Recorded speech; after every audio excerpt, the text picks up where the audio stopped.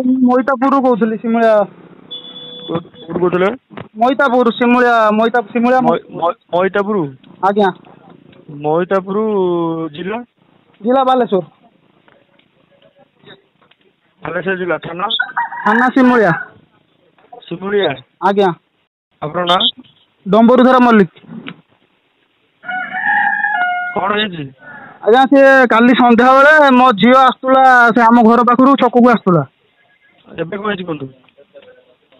आसला जी से गोटे टोका कौन जोर जबरदस्ती कौन उठे नब मुझे सर काली दौड़ी पड़ेगा आज धरिकी रखी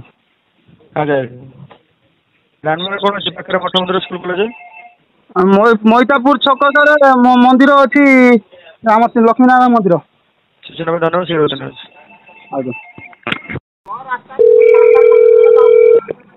नमस्कार साइबर इमरजेंसी सर मोइतापुर कहूली आज्ञा सर फोन करी टी आगु सर आज्ञा जणी आई आपनकर सिमुलिया थाना को आज्ञा टिके अपेक्षा करंतु थाना रे फोन जे आज्ञा आज्ञा